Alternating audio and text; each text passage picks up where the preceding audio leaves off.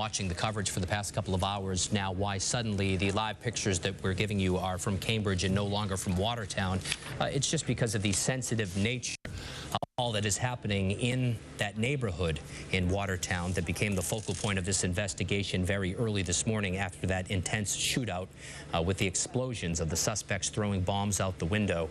Since then, we have watched, oftentimes on videotape, as highly armored vehicles have been going in and out of the neighborhood there with police officers with rifles going door to door, knocking on the doors to try to see if they could track down the suspects still in that one neighborhood. The reason why you're not seeing the live pictures anymore from there, just because it is such a sensitive tactical operation that we're not going to give you those pictures right now. As soon as we know something new from Watertown, of course, we'll pass it on.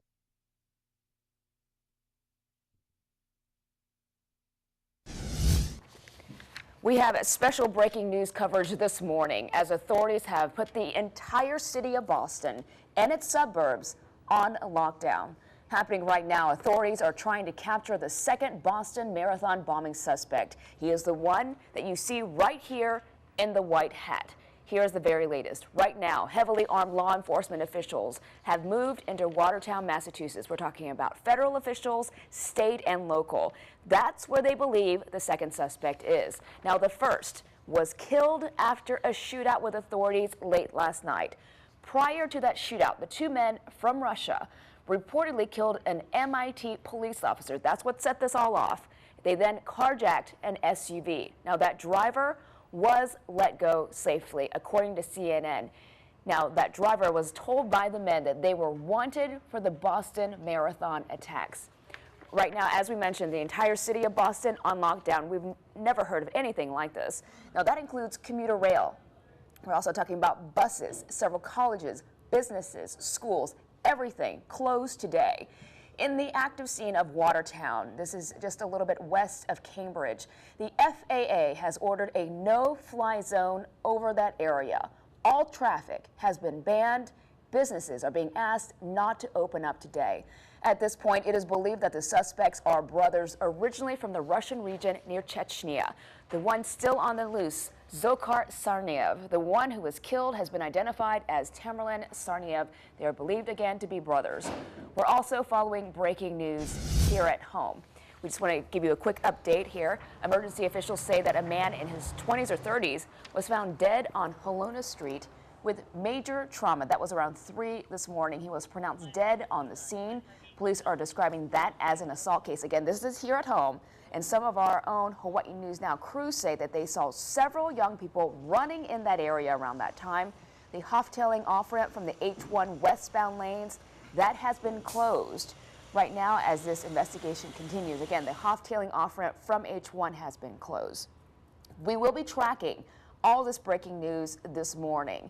We have team coverage this morning also just to get you the very latest developments on this story out of Boston. We're not going to have any commercial breaks because we want to bring you all this information as soon as we can. Of course, Dan joining me today. Yeah, and Steve's going to be in a few minutes. It's interesting what we're going to try to do today. We're going to marshal all of our resources, and that would mean CBS and NBC and our affiliation with CNN. And we are going to take those reports from those networks as they become available, as this story develops throughout the morning. Now, it's a little unique in that when we take an NBC report, that's only going to be on KHNL. When we take a CBS report, it will only be on CBS or KGMB. So it's a little tricky, but I think what we're going to be able to do here is bring you the very latest from all of those resources to make sure you're up to date with this developing story, very quickly developing story in Massachusetts. As authorities continue their manhunt in Watertown, Massachusetts, we're learning more about these two men from Russia. We want to bring in, why don't we talk to Howard a little bit, because I know he's been doing research on those two men. And Howard, what have you learned about them? Okay, what I've been doing basically is looking online because as we've seen in coverage of this story up till now, the networks sometimes disagree on what's going on and not everything turns out to be right. So I'm going to be going to some degree to tell you where different bits of information come from. Who are the suspects? Tamerlan and Dzhokhar Tsarnaev are two brothers from Chechnya. Tamerlan, the older brother, who is said to have been 26 years old, was an engineering student. He is the one who died early this morning Boston time after a car chase and gunfight that featured the brothers throwing grenades or other explosives from their fleeing hijacked car, an episode that wounded a number of police officers, one of whom has also died in a gunfight. Dzhokhar, the younger brother, who is said to be 19 years old, is still at large, and police say he may be strapped with explosives. They base that on the fact that the older brother was. This has led to an unprecedented lockdown of the entire city of Boston, including many of its suburbs, all schools, all businesses, all public transportation. Dzhokhar Tsarnaev, the one who's 19, is the one that they are now looking for. The older brother, the one who has died, was 26 years old and was a med student. The brothers emigrated from Chechnya about 10 years ago, although the brother still on the loose was reported born in Kyrgyzstan, which is fairly far from Chechnya. They had lived in the Boston area for roughly a decade, according to an uncle who lives in the Montgomery Village, Maryland suburb of Washington, D.C. That's what we know about the brothers. This is what we know about the timeline. It was about 10:15 p.m. Boston time, 5 hours after the FBI released video of the two brothers, that the brothers reportedly tried to rob a 7-Eleven at Kendall Square near MIT. 5 minutes later, there are reports of shots fired on the MIT campus. By 10:30 p.m., just 15 minutes later, an MIT officer is found gravely wounded in his patrol car, shot several times. He's taken to Massachusetts General Hospital, where he's pronounced dead. And then an armed carjacking reported along 3rd Street in Cambridge, a Mercedes SUV taken, with the driver still in it. By 11 p.m. Boston time, the carjacking victim is tossed out of his vehicle at a Cambridge gas station, and this morning we're told he's uninjured. The suspects are then spotted and chased from Cambridge, which is northwest of downtown Boston, just across the river, to Watertown, which is far west of Boston. The New York Daily News said a trail of explosives was left on the chase. The chase ends with a shootout in which a transit police officer is seriously wounded, and we are told from a wire update just moments ago that he is in critical condition this morning. And that's some of the latest that we've got from the various networks that have people still in Boston who are covering the story as it unfolds. As you can imagine, social media is burning up. I'm just seeing from Fox News on a tweet that Dzhokhar, one of the brothers, attended the same high school as Matt Damon and Ben Affleck in Boston. So we're learning more about the history of these young men as this morning goes on. Well, just amazing the amount of, I mean, we can't remember a time when an entire American city has been shut down like this. No mass transit. We're getting reports from people who are there that they can't find anything to eat. Businesses have been shut down. Schools are closed. So we want to get the very latest. Right now, our affiliate in Boston, WBZ, is going wall to wall with their coverage. Let's check in with them. Streaming in, we were talking about these heavy armored vehicles coming in and a house being surrounded. Now, we were moved back to a place where we couldn't see that home anymore. But what I can tell you is just the general intensity of the police on the scene has let down. We're seeing some people who live around here outside of their homes, which before they would have been yelled at to immediately get back inside. Now police are taking a more lenient tone with that. So we don't really know why that has ramped down, although it may coincide with this information that we're getting that perhaps this suspect is on the run, driving that gray Honda CR-V. That is not confirmed. Police are not telling us anything here. So all we have to go on is what we're seeing here at the scene. And what we are seeing is that it seems like this search has ramped down a bit in intensity, at least in this little 2-block area where it was so intense before. Okay, Lauren, thank you so much for the update there, and thank you for the continued work. Lauren has been there since the very early hours of the morning, providing us the latest information of what's been happening on those particular streets there in Watertown. And I almost feel like Kate. All right, we want to go now to Jim Armstrong. He is in Somerville. Jim, are you with us? Hey, bud. Jim, go ahead. Yeah, guys, I'm actually in Brighton. on Brighton Avenue, actually, not far from you guys. In some ways, this is a very wide-ranging search, but in other ways, we're talking about a very small area of interest.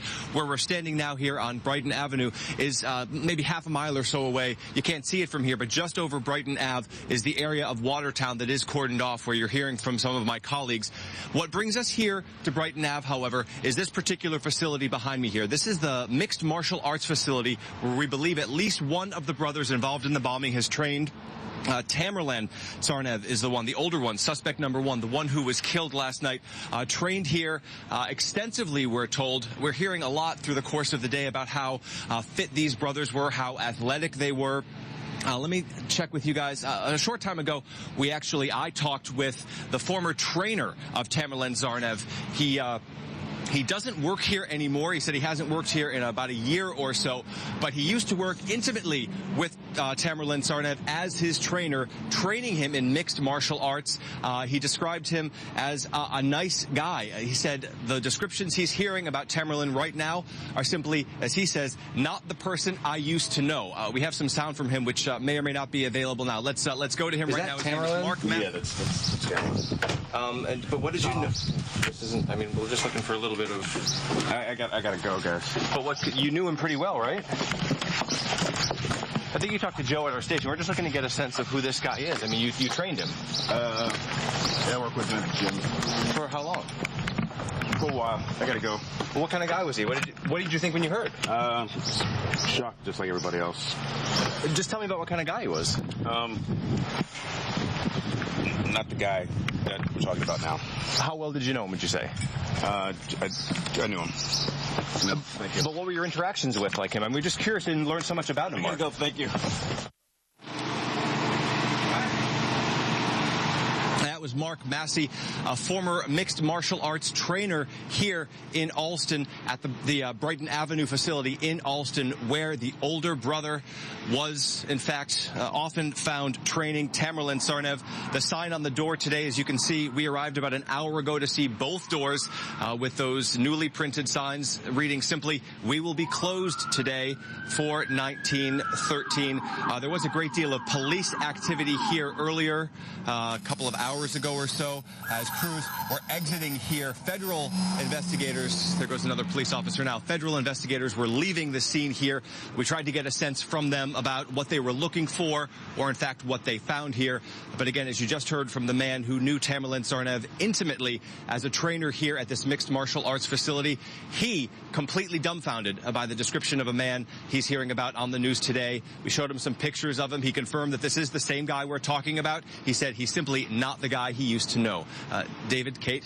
All right, some new and interesting pictures there and sound from Jim Armstrong there, really building the background of these two brothers. Thank you, Jim. It's interesting to hear, to a man, we haven't heard one story of anyone who said, I knew them and they troubled me. Every single person we've heard from says, I knew them, they seemed normal. And of course, we should point out we're still talking about suspects. We don't know that they, in fact, did this, but of course, there has been a lot going on over the past 24 hours that would be evidence in police favor that they are involved in some way. But again, still being called suspects at this point. I want to bring in Paula Ebben right now. You've been talking, I know, to a terrorism expert as we sort of try to uncover and try to go through how in the world we got to this point with these two suspects. Well, because this is the interesting part of the puzzle here, David and Kate, as you've been saying, everyone we know saying they were great kids, they seemed normal. And at this point, the search for a motive is going to become extremely important to people. And the background of the Tsarnaev brothers is becoming more clear as we understand where they came from and what their family has been through. We have some video we're going to show you here now. This is a YouTube account which is attributed to Tamerlan Tsarnaev. Now, it shows posted videos about terrorism. And so I spoke earlier with MIT political science professor Stephen Van Ivra. He's an expert in terrorism. Now, he points out that if this family did, in fact, come from Chechnya, as their family has confirmed, that what people here need to understand is that the brutality of the Russian government on Chechnyans during that civil war allowed al-Qaeda to infiltrate and and radicalize a certain segment of the population there. And take a listen. This is what Professor Stephen Van Ever told me was his immediate reaction when the explosions happened on Monday. When I first heard of the Boston Marathon bombing, this is what I thought it was. I expected to find that it was radicalized, al-Qaeda-connected domestic American terrorists. And that's what we've got. And the reason that we still face this problem is because the al-Qaeda narrative is still alive in the world, especially the Muslim world. Yeah. So the professor says that he notes the reports have been that while the younger brother had become integrated into the community, the older brother, it has been mentioned, didn't have many friends, didn't feel that connected, which is an indication, the professor says, of how a radicalized terrorist could be motivated. You are watching special coverage from our affiliate in Boston, WBZ, our CBS affiliate, who are updating as authorities from federal authorities, state, as well as local, all in Boston, have that city and its surrounding suburbs on lockdown. Now, Dan has been following this on social media. Yeah, it's blowing up, obviously. There's all kinds of information, and we're just going to kind of drizzle it through the morning here, let you know what's going on. Some of this you may already know, but CBS reporting the suspect's car has been recovered, found empty in Boston. There's concerns, Howard mentioned this a moment ago, about the fact that, well, there's fear that this suspect that they have supposedly cornered might be wearing an explosive vest. Also wanted to mention there is a police press conference that is being prepared. You can see right there live shots as they're prepping for that press conference. We'll go to that live when that becomes available. U.S. Airways just tweeted that they are going to waive change fee policies for those that have to change their flights. As you can imagine, with all the flights that are canceled in and out of Logan Airport in Boston, there is a large number of people, thousands, who are scrambling to get other flights and make other arrangements, and probably U.S. Airways the first of many who will offer that waive of fees for changes as people try to adjust their travel plans because of what has become a historic shutdown of Boston and the surrounding area. Now, Steve just joining us today, and Steve, you know, we're getting reports even from people in Boston that, you know, in this area of Watertown where they're searching for the 19-year-old second suspect, people are being asked to go to their basements because they're worried that there could be a possible shootout, that there could be explosives, as you mentioned, if they just don't know, because they've been experiencing that overnight. We know that the two brothers during the car chase were throwing explosives out their windows as authorities chased them to Watertown, Massachusetts. Right, and I kind of wanted to go back to what Dan was talking about. I heard on the radio on my drive in. You mentioned that they may have been strapped with bombs. One of the reasons is that the first suspect they found with injuries to his torso when he was found dead. So that might be one of the dangers, that this second brother is out there and might have more explosives. And so they're out there looking for him. They found that car very quickly. I think it was a 1999 Honda CR-V, but they found that, they put the word out, and it was very quickly found. They did say, right. If you were watching this unfold last night before you went to bed, CNN was live from Boston, and they were interrogating people who were surrounding the initial event there at MIT, and they had one guy that were parading around totally naked. He was a suspect that, because of concerns that he might be wearing explosives, before they would approach or take him into custody, they had him surrounded, weapons pointed, and they had him strip all the way down to no clothes at all because of that concern that they might be wearing an explosive vest of some sort. And an MIT professor has been found dead, as has, well, a police officer has been taken to the hospital with serious injuries as well because of a confrontation with one of the suspects. That's right. One police officer has died in that area who was working at MIT. Now, we do have a producer who happens to be in Cambridge, Massachusetts today, and Connie Kim, I believe, is joining us via phone. Connie, are you there? Yes, I am. Hi, Grace. Hi, Connie, explain to us what the situation is like being there. I mean, you can't really walk around, right? Not really. Wherever we go, it is just packed with police and people in some kind of military gear. I can't seem to tell which kind of military branch they're from, but there are some people who are coming out just to take a look around, but everyone has been ordered to stay inside. You know, can you describe maybe the fear, and I know that's kind of hard to describe at this point, but considering what happened on Monday and how things have progressed, maybe even if things had been a lone wolf, if things had been maybe the Taliban or Al-Qaeda, which we might possibly understand a little bit more, but this being a new type of suspect that we haven't heard of or hadn't seen, at least mainstream-wise, is that causing maybe a little bit more confusion, a little bit more fear? You know, I can't really say. I've been pretty much isolated from the information that's coming in, other than what I'm seeing on the news right now. But really, it is a terrifying situation. The mood is quite serious. Last night we had gone out to dinner, and we were actually on the subway when we heard the sirens wailing as they were headed into MIT. We were one stop before the MIT stop, the Kendall Square stop, and we really didn't understand what was going on because it happened so quickly. And then by the time we got back into the hotel in Cambridge, we turned on the news and we realized that that's when there was some kind of shots fired and things were unfolding rapidly. And we stayed up until about 2, maybe even 3 o'clock in the morning trying to figure out what was going on. And then when I got up this morning at about 7:30 and I turned on the news again, that's when I realized that we were ordered to stay in shelter in place. Connie, you know, we were trying to remember a time that a city like this had been shut down, all transportation shut down, businesses, schools, universities. I mean, the scope of this is massive. Absolutely. I was actually here when 9/11 happened, and when I was living here at the time, they had to shut down mass transit because there was some kind of scare, some kind of bomb scare, and everybody was having to walk home, had to walk to school, and it was really terrifying at that point. But this is different. I mean, I don't know if you can see any of my pictures that I posted on Facebook. It is an absolute ghost town out here. Okay, well, we're seeing footage of something else. I don't know if this is anywhere near your neighborhood or what you're seeing, but can you take us, maybe if you were to look out the window right now, what could you see as far as police and their investigation? Unfortunately, I don't know what you're looking at, but I am in Harvard Square, and that's, I want to say, about maybe 4 miles, maybe a little bit more, 4 miles from Watertown. So we are on Mount Auburn Street, and I know that this is all unfolding in that area right now.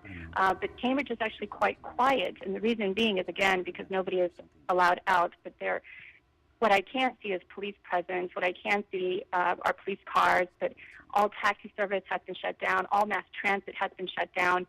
There are businesses that are normally busy at this point in time, but everything is closed. I could not even go out and find a place to eat. I had to go to a different hotel because our hotel did not have the facilities to serve breakfast. So it is definitely a ghost town. Connie, I think we're gonna pull up one of your pictures from your Facebook page, and we're looking at that now. And you're right, it's a ghost town there.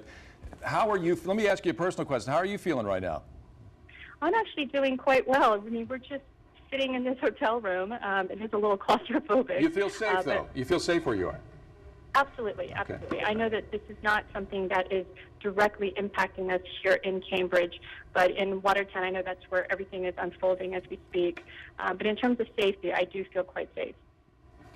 All right, let's take a live look at Watertown as we talk to our producer, Connie Kim, who is in Boston in the Cambridge area right now. A couple of tweets on social media. Pete Williams, NBC, tweeting that sources say blood found after the overnight Watertown shootout. They're checking to see if that might be from this second suspect, and to see if perhaps he might have been injured in the shootout that occurred last night. USA Today has identified the MIT police officer, 26-year-old Steve Collier of Somerville, Massachusetts. He was described as a dedicated officer. And only, as you mentioned, only 26 years old. Now, again, if you're just waking up, if you're just joining us, there is a massive manhunt that is going on. Again, this is out in Watertown. This is near Boston. They are looking for a second suspect. 26-year-old suspect last night has been killed in a shootout with police. They are looking for his 19-year-old brother, Dzhokhar Tsarnaev. All right, we do have Connie Kim, one of our producers who's in Cambridge right now, still on the phone. And Connie, have they given you any indication? I know they're telling everyone to stay in place, but have they given you any timeline as to how long this could last? No, absolutely not. We are completely in the dark. The only information that we're getting is from the hotel, and it's very minimal. They're just telling us to stay inside. Excuse me. They've asked us if we wanted anything for lunch. They said that they'd be happy to take some orders and they could have some food delivered. But other than that, we are actually in the dark. And I do have another friend who's at Logan Airport right now who's trying to get to this hotel. I don't know if she's going to have any luck, considering that all cab services have been suspended and there is no mass transit operating at this time, but we'll just have to wait and see. Connie, we just got word that the cab service has been restored. The cab service in Boston has been restored, but we just heard that seconds ago, right before you said that. Yeah. So, Oh, that's great. Yeah. Connie, just out of curious, when you say they, when you say that they've come over and they've asked if you wanted something to eat or they've given you instructions, who's giving you have police come up to you, or who's Not at the all. authority This in is this? just the hotel staff. Oh, the hotel staff. Putting a lot of pressure on these hoteliers, I would imagine, you know, with their guests trying to, and as Connie mentioned, they're offering free meals, whatever they can to make them comfortable while they deal with this in the Boston area. Basically trapped inside. All right, Connie Kim, one of our producers who is in Cambridge, stay safe. Thank you for joining us this morning with the very latest. You bet. All right, so we want to go to Massachusetts, the governor there, Governor Patrick. We believe he is about to speak. This is from earlier. Obviously, he's got a lot to talk about, and maybe a lot of people that are definitely in need of comfort. Here we go. We're asking people to shelter in place, in other words, to stay indoors with their doors locked and not to open the door for anyone other than a properly identified law enforcement officer, and that applies here in Watertown, where we are right now, also Cambridge, Waltham, Newton, Belmont, and at this point, all of Boston. All of Boston. This is a serious situation. We're taking it seriously. We're asking the public to take it seriously as well and to assist law enforcement by following those simple instructions. All right. Again, that was Governor Patrick again speaking about the manhunt that is going on. Obviously, a lot going on up there in the East Coast, and a lot of concerns as they search for that second suspect. Now, if you're just joining us this morning, we have special coverage as this search continues in Boston with the city on lockdown as well as its surrounding suburbs. But we want to bring you local news as well. We want to take a live look. This actually, emergency officials say that a man in his 20s or 30s was found dead. This is on Helena Street, and apparently he had some sort of major trauma, and this all unfolded around 3 a.m. this morning. Now, the man was pronounced dead on the scene. Police are only saying that this is an assault case, but we do know that some of our own crew right here from Hawaii News Now say that they saw several young people running in that area around 3 in the morning. So because of this investigation here locally, the Hofftailing off-ramp from the H1 westbound lanes has been closed as they continue this investigation. So back here, this in Kalihi, in the Kalihi area. Okay, right now, as we start to give you more information, we want to go back out to our local coverage out there in Boston to see what they have. Let's listen in. It's a huge pleasure for me and an important moment to welcome one of our most important partners, our close neighbor and our friend. And I want to welcome my friend, the Foreign Secretary. One of the first phone calls I made when I became Secretary of State was to Jose, and I'm really honored to see him here today. You were just watching coverage from our NBC owned and operated station in Boston as they are continuing this investigation. So again, in Boston, the city is on lockdown. Let's talk to Howard as we learn more about the two suspects. One has been killed, one still on the loose, and such a massive search going on. Howard, what can you tell us? Right. I was interested when Steve referred to hearing about a Honda CRV because we had earlier been told that a Mercedes SUV had been carjacked. So I've been online trying to nail that down, and it turns out that both are true to an extent. It appears that the vehicle that was carjacked last night in Cambridge, Massachusetts, near the campus of MIT. That was the Mercedes SUV, the driver of which was actually with the suspects for about half an hour before they rolled him out of the car at a gas station. He's okay, incidentally. However, they are saying this morning that there's a possibility that the surviving suspect, that would be the younger brother, may now be in a Honda CRV. They even have a tag number on it, so police are looking for one very specific vehicle. That's one aspect we hadn't known before about the manhunt occurring in Watertown, which is to the west of Massachusetts, as opposed to Cambridge, which is downtown on the northwest side of downtown Boston, just across the river. Other new information It's a 20-block area in Watertown that is the subject of the search. And now back to you guys. All right, thanks a lot, Howard.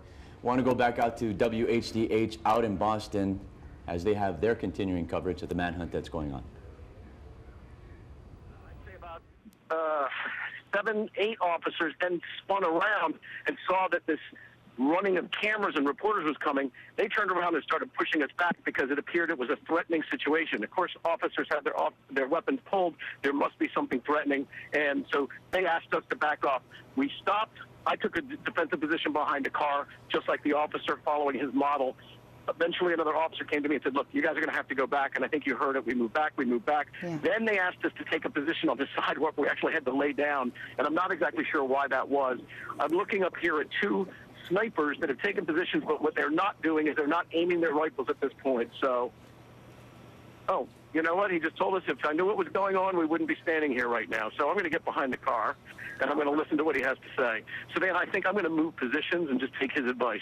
Please do, Carrie. We'll check back in with you. Let's bring in Don Borelli, former FBI agent. You wanted to say? Yeah, well, we don't know what was happening before this whole situation got more volatile and your teams had to move. But one of the possibilities, or there was a lull, and there could have been some type of negotiation going on between the subject and negotiators and officers. And this, what we're seeing now, has the look of a negotiated surrender type of thing where we're moving people into position. Now, I'm not saying that's... All right, we are picking up now coverage and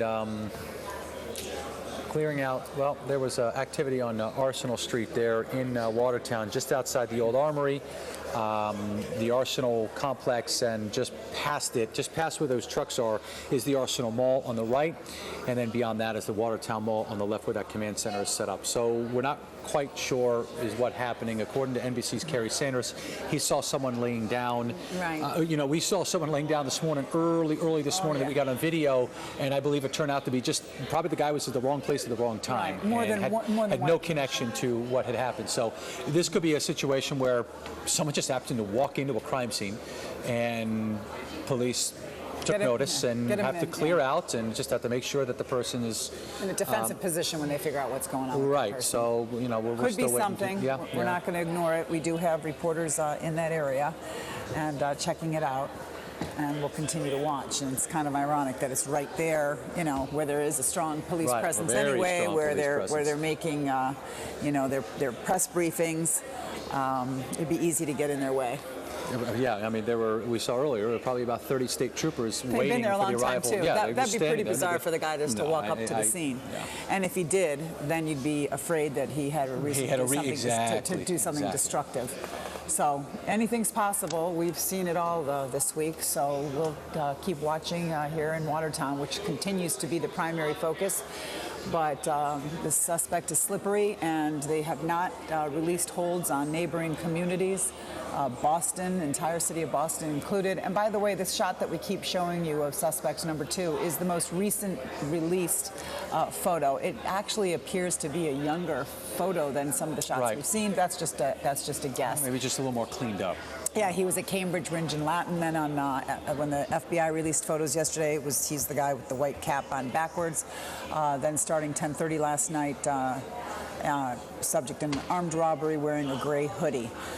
So there he is in the bombing suspect shot, and on the left, the shot for 7-Eleven surveillance video that was about 10:30 last night, and 20 minutes later, a police officer, a young guy, 26 years old, shot dead on the MIT campus.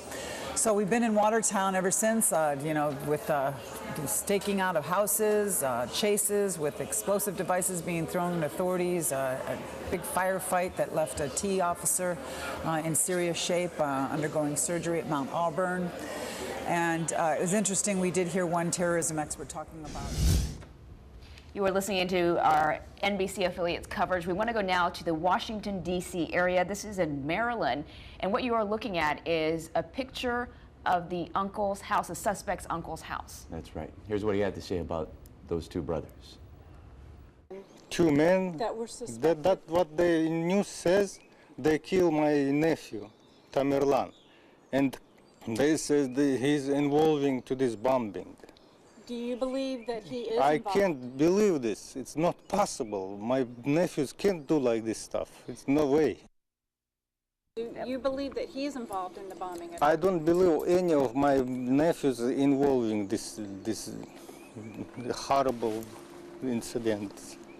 Where are the boys from? Where did they grow up? They grew up Kyrgyzstan. Kyrgyzstan. Yes. How long have they been in the United States? In the United States, I think 7 years or 8 years, I don't remember. I am 10 years here. I think I'm 10 years here. And they came after me maybe after 2 years. What were the boys doing in Boston? What did they do for a living? Yesterday he called me at 7 p.m. I already everything know it because I'm talking from morning for this. We was not talking long time ago, maybe 2 years, 3 years. We got some problems between family. And yesterday he called me and said, forgive me, so we was like this, we was not talking together, I mean each other, and forgive me, and we will talk to this now, from now, we will be together ever. Is this the nephew that was shot in Yes, Boston? that's what told me, and so they shot him. And this was told to you by... I called her and asked, do you hear anything what they're saying? She was crying and she said that Tamerlan was killed. Yeah, I'm sorry too if he did this one, I'm sorry too. It's crazy, it's not possible, I can't believe it. I myself, when I heard this in the TV news, I was thinking, how can do like this stuff? It's crazy, it's unbelievable. That right then was Ruslan Sarny, the uncle of the two Sarniev brothers. Again, we are getting word that they still have that manhunt going on, and we wanted to show you a picture of the police officer, the 26-year-old police officer that was killed last night, Sean Collier, within a conflict and a confrontation with those two brothers. That's right. He is an officer from the MIT campus, and he just joined the force in January of last year. So a 26-year-old officer has been killed. He was shot and killed overnight, and we are just getting word, and here is his picture now. He's being described as being highly involved with the student population at MIT, well-liked. His family members said he was born to be an officer, and this is what really sparked this massive manhunt in the Boston area. And it all kind of started about 5 hours after the FBI had released those photos of what happened at the finish line during the Boston Marathon. Tips had come out. The Sarniev brothers, they actually robbed a store and then fatally shot that officer right there, Officer Collier. Eventually, they broke into a Mercedes-Benz. They held somebody at gunpoint for a while, used his ATM card to take out $800, and then it all has escalated since then. That's right, with the city entirely on lockdown. Seeing some tweets about the situation. Again, they have a house surrounded. They're not sure if the suspect is in there just yet, or they haven't told us that, but there's a couple of developments that are interesting. A CNN reporter is saying that the media has been moved back significantly from that area, and that the police on the scene, the officials on the scene, have requested a Russian interpreter. So again, we're just repeating what a CNN reporter is tweeting, but it looks like it's possible there could be some communication about to start or has already started there at that scene. That's right. Authorities had asked media in that area to turn their cameras off. They didn't want their tactical positions to be revealed via live television, so that's probably one of the reasons why they are moving the media back in that area. That's right. We know the boys had actually come from Russia, or part of Russia. They're Chechen in ethnicity. We're still getting more information as to where they had spent their time and what they were doing in the United States. Howard, you want to jump in? Yeah, we're getting more information from some other sources about the two suspects. First of all, I just mentioned, you saw moments ago the uncle who lives in suburban Washington, D.C., saying that he couldn't believe that his nephews were capable of this. We have heard very similar remarks from people who knew them in school in Boston, that as so often seems to be the case in situations like this, people who went to school with the two brothers found them perfectly likable, and one person specified that there were no, as he put it, telltale signs that the brothers might be capable of what they are now suspected of having done. Now then, the Boston Marathon bombing suspect, the one who was killed overnight, had studied accounting as a part-time community college student. Bunker Hill Community College officials say 26-year-old Tamerlan Tsarnaev, you'll notice that the dead brother is precisely the same age as MIT officer Sean Collier, who died last night, apparently after tangling with the suspects, that the older brother was a student for 3 semesters from 2006 to 2008. Spokeswoman Patricia Brady said they had little information on him other than that he had studied accounting. He's the one who was seen in the surveillance footage wearing the black baseball cap. One other thing about Sean Collier, the MIT officer who has been killed, he was found in his patrol car near the MIT campus, in his car with numerous gunshot wounds. But no further information has come in yet, of which we are yet aware, about how that happened and under what circumstances. Guys? That's right. The suspect who is still on the loose, and really these brothers have been described as being extremely dangerous. They believe that they could have explosives on them. They've already tried to attack authorities with explosives during the car chase that happened overnight. And, you know, authorities have really described them as saying that these 2 men are here to kill. So, you know, just kind of puts it all into perspective. Yeah, and as is commonly the case, whenever you speak to the family, you get a different story. You heard from his uncle a little while ago. They spoke to his father, who's in Russia. The Associated Press says that the father said that his son, the one that was killed last night, is a true angel. He described him as a medical student who was expected to visit for the holidays. Police, on the other hand, as Grace had just said, they came out with a statement: we believe this man to be a terrorist. We believe this is a man who has, as Grace said, come here to kill people. So, any updates from social media that you're seeing? No, just it's very difficult to sort through all of this. There's because so there's so much information, and there is a lot of sourcing that I'm trying to do to make sure that what I repeat is legitimate from news. Howard's got something. Got an update on the car. Connecticut State Police say they've recovered that second car, the gray Honda SRV with Massachusetts plates, that had been thought to have been taken by the surviving suspect. The car has apparently been, I see these sources, the Connecticut State Police, but they're saying that it has been found in the Boston area. They earlier said the vehicle could possibly be occupied by the suspect, but this report doesn't say whether they still think that, only that the vehicle has been recovered. So that's one less bit of information on what might be sought. This has either been ruled out or else they've abandoned it. Guys? All right, thanks a lot, Howard. It's 5:11 right now. I want to get a little bit of local perspective. We have Elbridge Smith, a local boy on the phone, who is from Kailua. He's out in Cambridge right now. Elbridge, are you there? Hi, yeah. Hey, Elbridge, can you describe the scene right now? What are you seeing? Well, we're actually inside right now because Cambridge is on lockdown, but I went outside earlier and it's just empty. Nobody's out. Everybody is staying inside, staying safe. It must be very eerie when you're in an area like Cambridge that has so much foot traffic and car traffic to see that, right? Yeah, it's usually a pretty bustling place. We live near the Harvard University and maybe a couple of miles from MIT. Who's spoken to you so far, or to the campus as a whole? Is it just campus? Is it just the university officials, or have police come over and talked to you? And no, we've just been keeping up to date on, online and watching the news. Now, we have numerous people who live in Watertown, in that area where the manhunt is currently taking place. That's about 4 miles away from you, 4 miles west. And a lot of these residents are saying, they've double locked their doors, are feeling really uneasy. How are you feeling? It's just kind of surreal. This whole week has been kind of weird. I think the police are doing a good job, and everybody's doing a good job of trying to stay calm and keep going about our business. How have things been going? Can you take us through this morning? As soon as you saw the latest developments with the manhunt, as soon as you got word that you were on lockdown, what was the atmosphere like on campus or within that area, that community?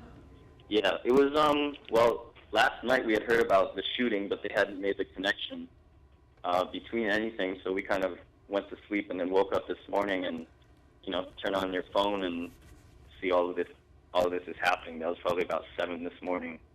Albert, And go ahead, sorry. Go no, ahead, it was, Albert, yeah.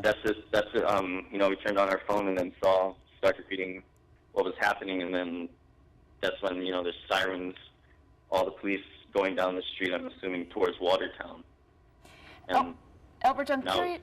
I'm sorry, we have a little bit of a delay. I'm just curious that, you know, between you and the people that you know and you're talking to, if there's a sense of understanding, because you guys are essentially locked indoors right now. The city is completely shut down. Is there a sense of understanding because something so horrible happened just a few days ago that people are just actually kind of glad that things are developing, even though it has put you guys in a difficult situation? Yeah, definitely. People, you know, it's good that something's happening, because this whole week everybody's sort of been on edge because you don't know anything about anything. And then yesterday they got the break where the FBI released the photos, and then, you know, on Facebook and everything, everybody is talking. And so I guess there's sort of a feeling like we're gonna, you know, we're moving in the right direction. We're gonna find them. And then this morning everybody woke up and it's like it's gone crazy. So. Yeah, well, and maybe we go back a little bit further, and can you take us through just the incredible roller coaster that has been this week and what happened on Monday? We saw the memorial services, probably a little bit of healing, and to come through, maybe hopefully something comes through fruition today to see this latest development. What has it been like as a whole to go through this experience? Yeah, well, actually, personally, on Monday, I was lucky. We were planning to go down and watch the marathon, but I stayed home to study. But my girlfriend was down there maybe an hour before it happened, and then, you know, we found out about it, and it was just crazy. You know, I couldn't get through to her for a few minutes, and nobody can get through to anybody, and finally got down and got her back up here. But other than that, I mean, everybody's just kind of been on edge all week, and I guess it hasn't really helped anymore today. Everybody's even more on edge, but I think, you know, we do a pretty good job about keeping going with what we're doing, you know, not letting it affect you too much.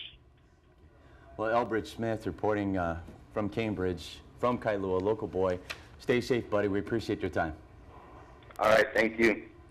We're just getting new information about the suspect from the Associated Press. According to this news source, the bombing suspect who was killed overnight studied accounting and was a part-time community college student. That's 26-year-old Tamerlan Sarniev, the man who was killed, the 26-year-old who was killed overnight. That's right. Dzhokhar Sarniev, by the way, is his brother. He's the one that's on the loose right now, and police